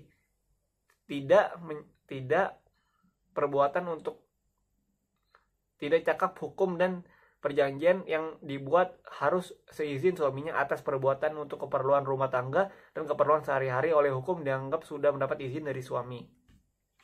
Ketentuan-ketentuan tersebut merupakan hukuman berat pada asasnya dianut di Eropa kontinental. Pada prinsip di negara kita, baik dari segi hukum adat, hukum agama Islam, dan undang-undang nasional, berlainan dengan hukum barat tersebut. Menurut undang-undang perkawinan, nomor kedudukan istri dan suami adalah sama dalam kehidupan berumah tangga dan pergaulan hidup bersama dalam masyarakat. Masing-masing pihak berhak melakukan perbuatan hukum. Yang C, badan hukum sebagai subjek hukum. Di muka telah disampaikan bahwa badan hukum juga merupakan subjek hukum di samping manusia pribadi atau nuristic person. Badan hukum adalah suatu perkumpulan orang-orang yang mengadakan kerjasama dan atas dasar ini merupakan kesatuan yang telah memenuhi syarat yang telah ditentukan oleh hukum. Badan hukum merupakan pendukung hukum yang berjiwa dan merupakan gejala sosial yaitu gejala yang real, suatu yang dapat dicatat dalam pergaulan hak, biarpun hak terwujud manusia atau benda yang diberikan batus dan sebagainya. Tetapi yang terpenting bagi pergaulan hukum adalah karena badan hukum itu mempunyai kekayaan yang sama sekali terpisah dari kekayaan anggota-anggotanya. Bab 23, objek hukum. A. Benda sebagai objek hukum. Objek hukum adalah sesuatu yang berguna bagi subjek hukum yang merupakan menjadi pokok permasalahan dan kepentingan bagi para subjek hukum. Oleh karenanya dapat dikuasai oleh subjek hukum. Pengetahuan tentang benda atau zat terdapat secara luas pada buku 2 KUH Perdata tentang hukum keberadaan dan Zekenrecht yang berasal dari hukum barat, yang mengatur secara umum dan luas tentang benda yang terdiri dari benda berwujud, benda bergerak, benda tetap, dan benda tidak berwujud. Undang-undang ini mengatur tentang tanah. Undang-undang ini sebagai perubahan dan pengganti peraturan yang terdapat pada buku 2 KUHP Perdata kecuali menghipotek. Hak-hak atas tanah merupakan hukum barat dalam KUH Perdata dikonversikan menjadi hak tanah menurut hukum agraris nasional itu. Yang B, manusia sebagai objek hukum. Dapatkah manusia menjadi objek hukum? Jawabannya dapat, sepanjang hak dan kewajiban sebagai subjek hukum dilengkapi dan dicabut. Dalam keadaan demikian itu, maka manusia dianggap sebagai benda yang dapat dijual belikan, dapat disewakan, disiksa, bahkan dapat disembelih seperti binatang tanpa adanya suatu pembelaan apapun.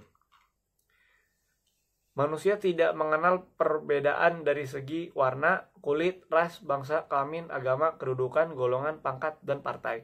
Setiap manusia mempunyai kepribadian yang dijamin oleh hukum sejak ia lahir dari muka bumi sampai ia mati dan dimasukkan ke liang lahat. Selama itu pula hak asasinya tidak boleh dilanggar oleh siapapun.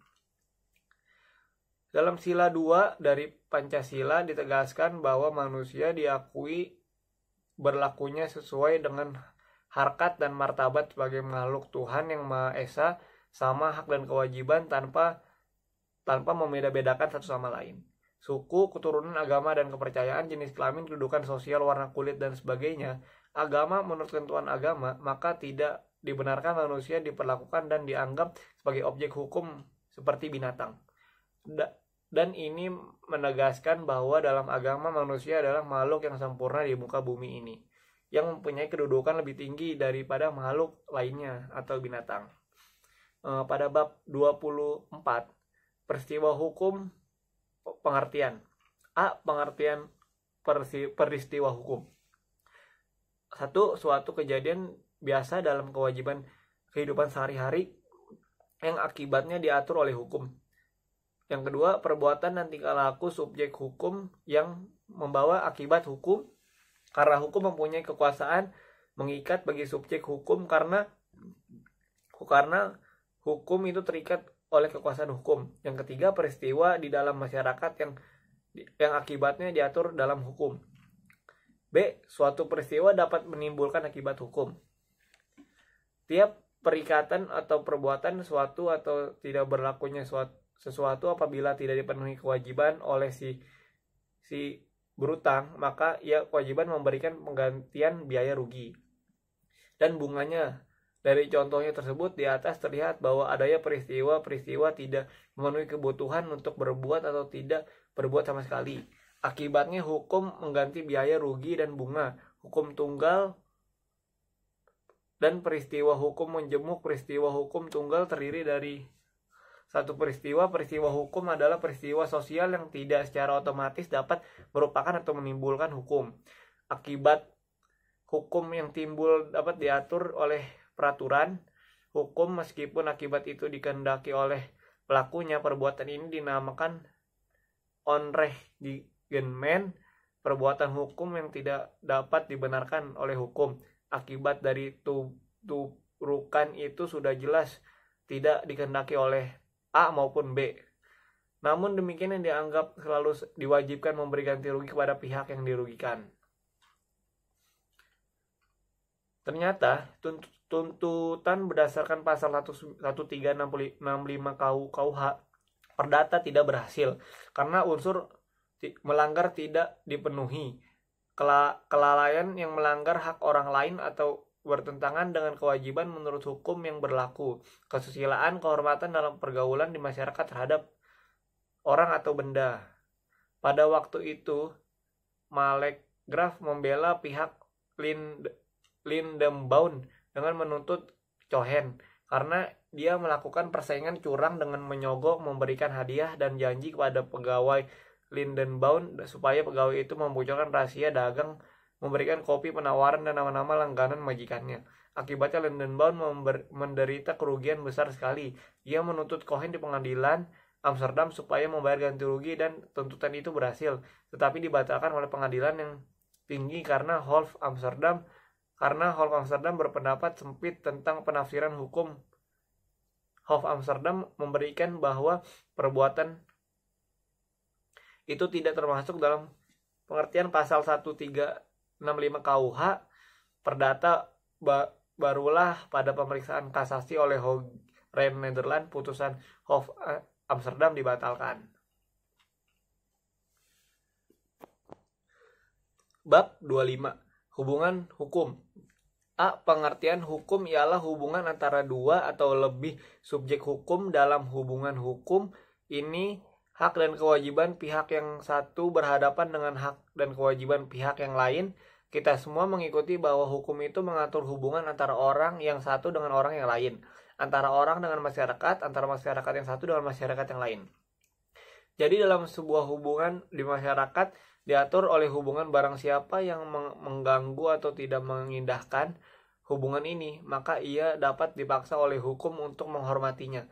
Contohnya, si A wajib menyerahkan rumah kepada si B, sebaliknya si B wajib membayar harga rumah kepada si A dan berhak meminta rumah kepada si A. Apabila salah satu dari pihak mereka mengindahkan kewajiban tersebut, maka hakim akan menjatuhkan sanksi hukum. Hubungan A dan B yang diatur oleh hukum ini diberi nama hubungan hukum atau rechtstreking. B. Segi hubungan hukum. Boverget atau kewenangan yang disebut hak dan dua pelih atau kewajiban adalah segi pasif daripada hubungan hukum. Hak dan kewajiban ini keduanya timbul dari satu peristiwa hukum dan dari satu pasal hukum objektif. C. Unsur-unsur hubungan hukum. Hubungan hukum dibagi menjadi 3 unsur. Yang pertama, adanya orang-orang yang mempunyai hak dan kewajiban saling berhadapan. Yang B, adanya objek yang berlaku berdasarkan hak dan kewajiban. Yang C, adanya hubungan antara pemilik hak dan pengembang kewajiban atau adanya hubungan atas objek yang bersangkutan. D. Syarat-syarat daripada hubungan hukum. Dari dasar hukum pada pasal 1474 dan pasal 1573 KUH Perdata yang masing-masing menetapkan bahwa si penjual mempunyai kewajiban menyerahkan barang dan sebaliknya si pembeli berkewajiban membayar harga pembelian. Karena adanya perjanjian jual beli, maka timbul peristiwa hukum. Ialah suatu penahanan hukum yang akibatnya diatur dalam hukum. Kemudian pada bab 26 ada hak. A. Beberapa pengertian. Dalam ilmu hukum disebut juga hukum subjektif atau hukum subjektif merupakan segi aktif daripada hubungan hukum. Dalam pasal 570 KUH Perdata disebutkan bahwa hak pemilik adalah hak untuk menikmati kegunaan suatu kebendaan dengan cara bagaimanapun juga asal tidak bertentangan dengan undang-undang atau peraturan umum yang ditetapkan oleh suatu kekuasaan yang berhak menetapkan dan tidak mengganggu hak-hak orang lain. Hak pemikiran ini terdiri dari dua hak dan kewajiban yang penting, ialah yang pertama yang mempunyai berwenangan atau berhak memanggul kenikmatan dan kepunyaan, dan yang kedua mempunyai juga kewenangan atau berhak memindahkan ketentangan kepunyaan itu. B. Teori-teori tentang hak. Pada abad ke-19 di Jerman dikemukakan dua teori tentang hak yang sangat penting dan sangat besar pengaruhnya, ialah yang pertama teori yang menganggap hak sebagai kepentingan yang terlindung. Yang kedua, teori yang menganggap hak sebagai kehendak yang diperlengkapi dengan kekuatan atau Willesman teori. Yang ketiga, teori gabungan yang mencoba mempersatukan unsur-unsur kehendak dan kepentingan dalam pengertian hak dari A. Apeldoorn, B. Utrecht, yang ketiga ada Lamaire. Kemudian yang C ada penyosialan hak. Adanya penyosialan hukum yang mengubah sifat hukum dan tujuan hukum dapat merupakan pula sifat yang tujuan hak, sehingga hak mengalami proses penyosialan. Bukan lagi individu yang diutamakan, melainkan kolektivitas. Hak memiliki tidak lagi dapat dijalankan secara mutlak, melainkan harus dijalankan sesuai dengan kepentingan masyarakat. Yang D ada menyalahgunakan hak. Menyalahgunakan hak dianggap ada apabila orang melakukan haknya secara tidak sesuai dengan tujuan sosial, menjalankan hak yang tidak sesuai dengan tujuan, menyimpang dari tujuan hukum, menjamin kepastian hukum. Menyalahgunakan hak demikian bisa terjadi di kalangan administrasi, yaitu apabila orang atau pejabat menjalankan kekuasaan yang ada. Untuk memudahkan maka berikut uraian macam skema. Biasanya hak dibagi menjadi dua golongan besar, ialah yang pertama hak mutlak atau absolut, Recht on Vortingrechten. Yang kedua ada hak keluarga absolut. Terus masuk ke bab 27. Perbuatan hukum, bukan hukum, perbuatan hukum dan akibat hukum. A. Perbuatan hukum adalah setiap perbuatan manusia yang dilakukan dengan sengaja untuk menimbulkan hak dan kewajiban. Perbuatan hukum atau tindakan hukum baru terjadi apabila ada pernyataan kehendak. Untuk adanya pernyataan kehendak diperlukan A. Pernyataan kehendak secara tegas dan dapat dilakukan dengan tertulis, yang dapat terjadi antara lain: 1. Ditulis sendiri, 2. Ditulis oleh pejabat tertentu dan ditandatangani oleh pejabat itu, disebut juga akte otentik atau akte resmi. Yang ketiga, mendirikan PT yang menurut pasal 38 KUHD dilakukan pendirinya dengan akte notaris. Yang keempat, suatu pernikahan dengan surat nikah. Yang kelima, seorang yang lulus ujian diberikan ijazah atau sertifikat. Kemudian mengucapkan kata pernyataan kehendak ini cukup dengan mengucapkan kata setuju, misalnya dengan mengucapkan oke, ya, ACC, dan lain-lain. Yang kemudian isyarat atau gebaran pernyataan kehendak secara tegas dengan isyarat, misalnya dengan menggunakan kepala tanda setuju, menggeleng menyatakan nolak, atau dengan sikap tangan atau bahu, mencibirkan mulut, mengelilingi mata, dan sebagainya. Yang B. Pernyataan kehendak secara diam-diam dapat diketahui dari sikap atau perbuatan. Misalnya A. Sikap diam yang ditunjukkan dalam rapat berarti setuju. B. Seorang gadis yang ditanya oleh orang tuanya yang dinikahkan dengan seorang pemuda, gadis itu diam diri berarti ia setuju.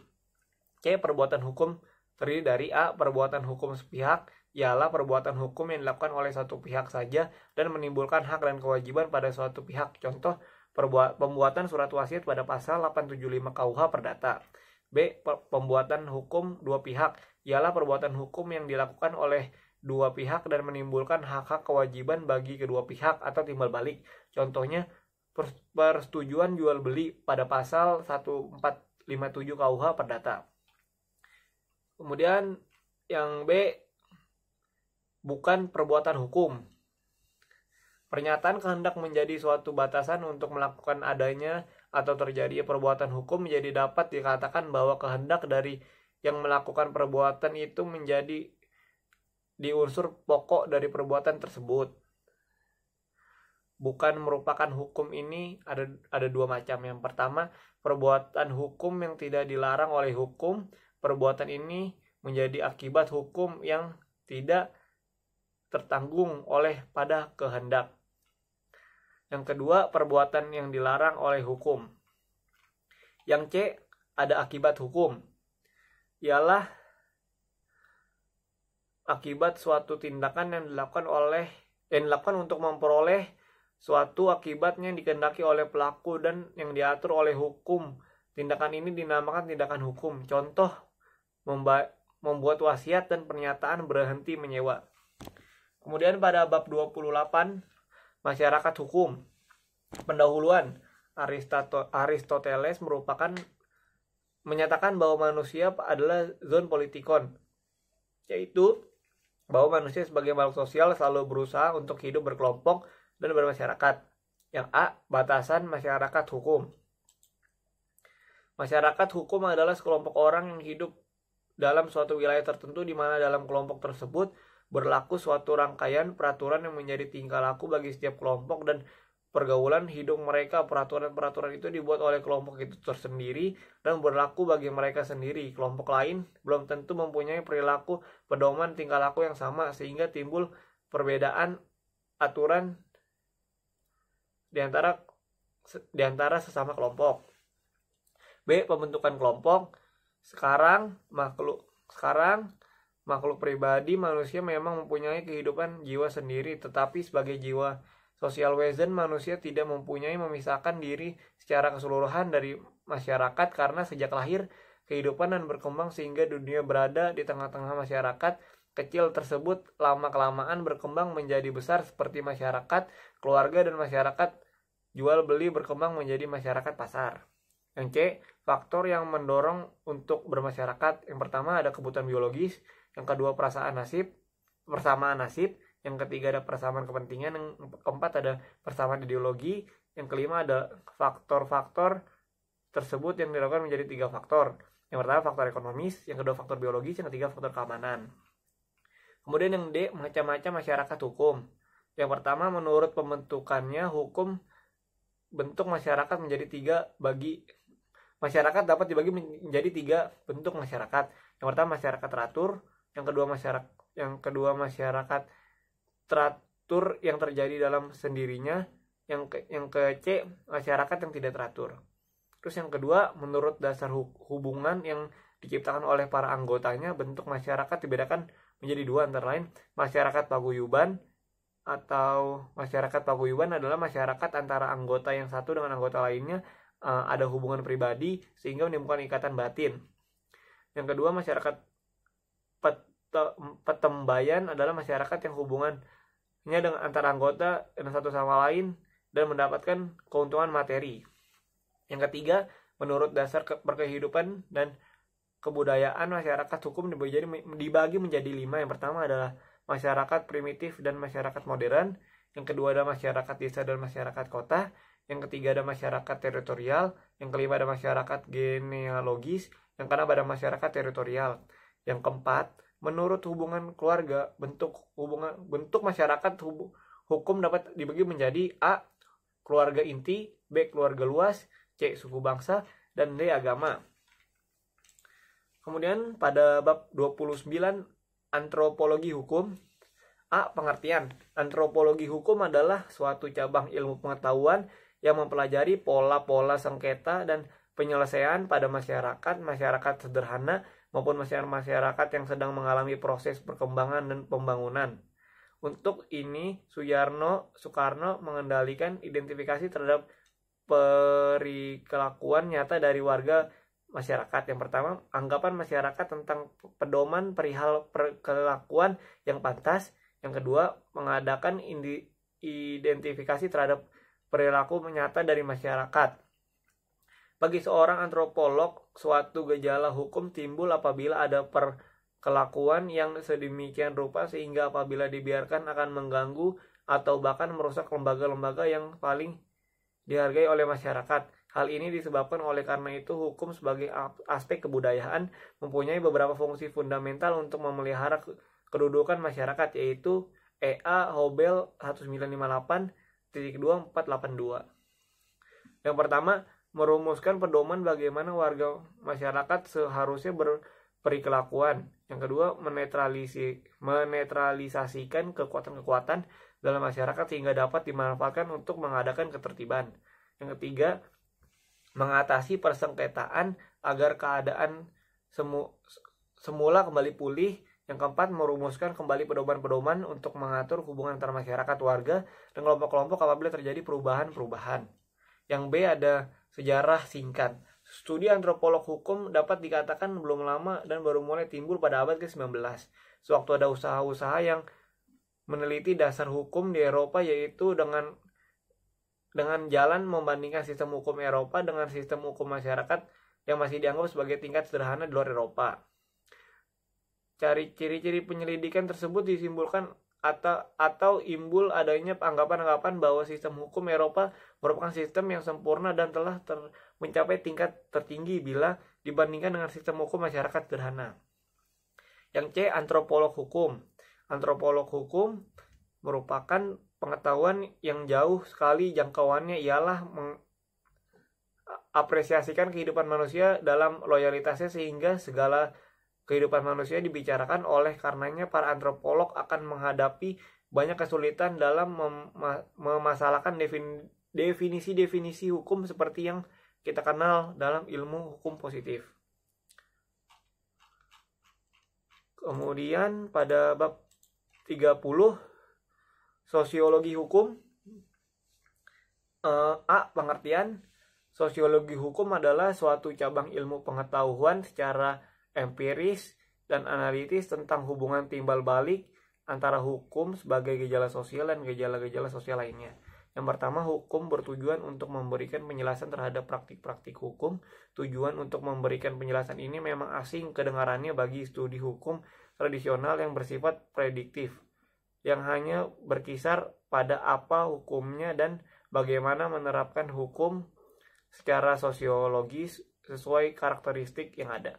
Yang kedua, sosiologi hukum senantiasa menguji keahlian empiris dari suatu peraturan atau pernyataan hukum.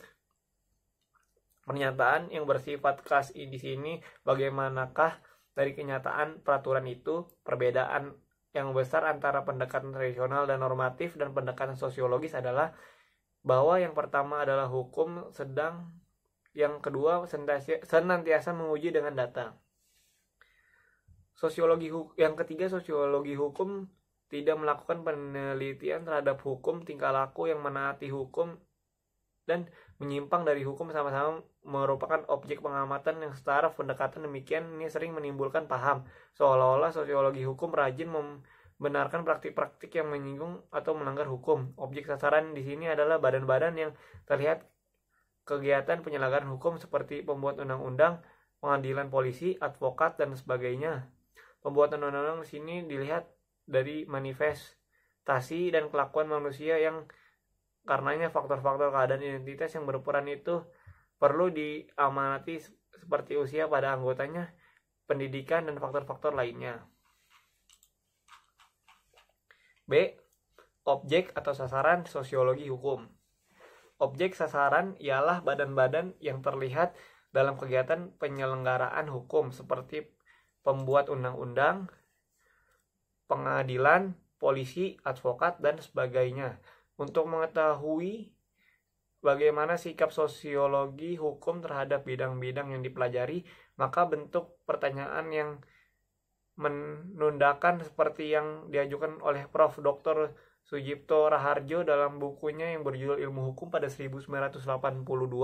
Yang pertama, mempelajari pembuatan undang-undang sosiologi hukum tidak hanya menanyakan apakah undang-undang itu, melainkan jauh daripada sosiologi hukum juga tertarik kepada komposisi dan dari badan legislatif, misalnya siapa saja anggotanya, berapa usianya, pendidikannya, latar belakang sosial, dan sebagainya. Yang kedua, pengadilan sosiologi hukum mempelajari sebagai suatu institusi yang menghimpun beberapa macam pekerjaan, menghimpun hukum-hukum yang mempunyai kecenderungan ideologi yang bermacam-macam pula, asal-usul hakim, pendidikan, pergaulan dianggap sebagai faktor-faktor yang mempunyai pengaruh terhadap jabatan mereka.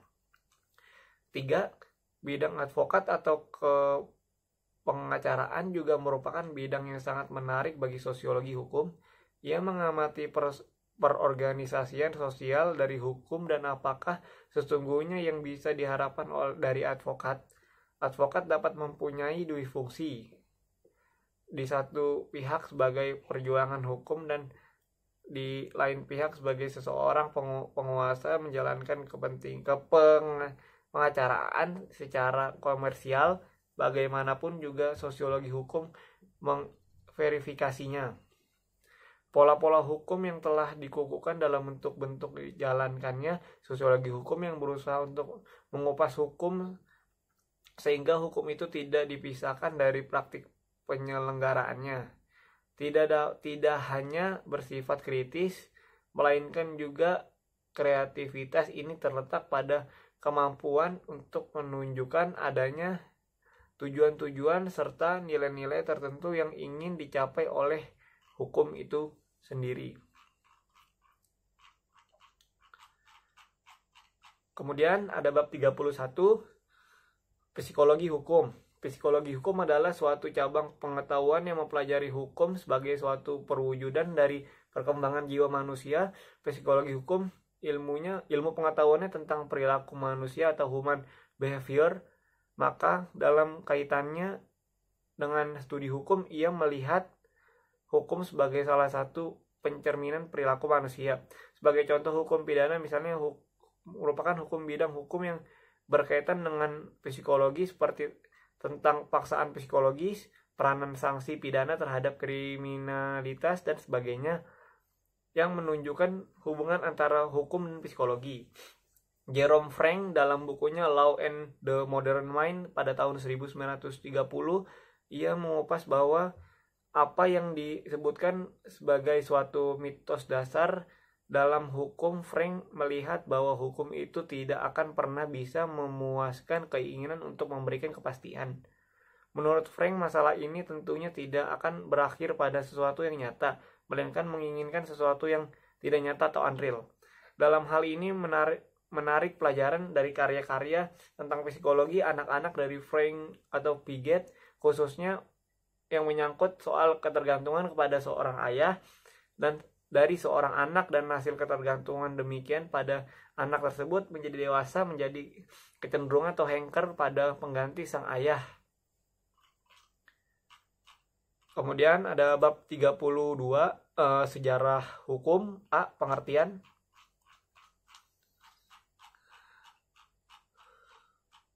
Sejarah hukum adalah salah satu bidang studi hukum yang mempelajari perkembangan dan asal-usul sistem hukum dalam suatu masyarakat tertentu dan membandingkan antara hukum yang berbeda karena dibatasi oleh perbedaan waktu. Dalam studi sejarah hukum yang ditentukan mengenai hukum suatu bangsa merupakan suatu ekspresi jiwa yang bersangkutan, oleh karenanya senantiasa yang satu berbeda dengan yang lain. Apabila dikatakan sistem hukum tumbuh, maka diartikan adalah hukum yang terus-menerus antar sistem sekarang dan yang lalu. Apabila dapat diterima bahwa hukum sekarang berasal dari sebelumnya, maka hal itulah berarti hukum yang sekarang dibentuk oleh proses-proses yang bersangkutan langsung pada masa yang lampau. B. Peranan dan fungsi sejarah hukum. Sejarah mempunyai kegunaan. Yang pertama, sejarah hukum dapat memberikan pandangan yang luas bagi kalangan hukum tak seperti berdiri sendiri karena senantiasa dipengaruhi oleh aspek-aspek kehidupan lainnya.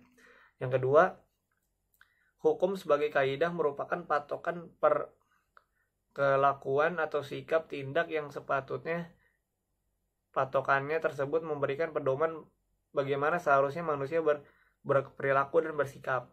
Yang ketiga, sejarah hukum juga berguna dalam praktik hukum. Sejarah hukum sangatlah penting untuk mengadakan penafsiran secara historial. Kemudian ada bab 33, perbandingan hukum. A. Pendahuluan. Yang pertama, perbandingan hukum adalah ilmu pengetahuan yang usianya relatif muda. Perbandingan hukum baru berkembang secara nyata pada akhir abad 20. Perbandingan hukum lebih diperlukan karena dengan perbandingan hukum dapat diketahui jika jiwa serta pandangan hidup bangsa lain termasuk hukumnya. Dan yang ketiga, dengan saling mengetahui hukumnya sengketa dan ketidakpahaman dapat dihindari. Yang kedua, perbandingan hukum untuk mengetahui perbedaan persamaannya saja, tapi untuk mengetahui sebab dan faktor mempunyai persamaan perbedaannya. Yang ketiga, perbandingan hukum memiliki peranan penting di bidang hukum secara nasional ataupun internasional. Yang keempat, perbandingan hukum juga mempunyai fungsi penting dalam rangka penyempurnaan dan pembinaan dan pembentukan hukum nasional. Yang kelima, dengan mendalamnya kita dapat mengetahui hukum secara luas, mendapatkan pandangan. Yang keenam, perbandingan hukum punya arti yang penting dalam praktik, antara lain sebagai metode. Yang kedua, perbandingan hukum. Yang ketiga, para penegak seperti polisi. Yang keempat, diketahui perbandingan hukum cukupan yang meliputi seluruh bidang hukum. Yang B, pengertian hukum. Yang A, perbandingan hukum sebagai metode penelitian. Yang B, yang kedua, perbandingan hukum sebagai unsur pengetahuan. Yang ketiga, fungsi perbandingan hukum dalam pembinaan hukum. Kemudian yang keempat, perbandingan hukum juga bermanfaat sebagai usaha menimbulkan saling pengertian antar suku bangsa. Yang kelima, perbandingan hukum juga bersifat bagi usaha memperoleh pengertian yang lebih mendalam mengenai hukum kita sendiri. Yang keenam, perbandingan hukum juga juga bermanfaat bagi pelaksanaan HPI atau hukum perdata hubungan internasional. Sekian rangkuman buku yang saya buat. Jika ada kesalahan kata dan perkataan saya yang kurang jelas, mohon maaf. Terima kasih.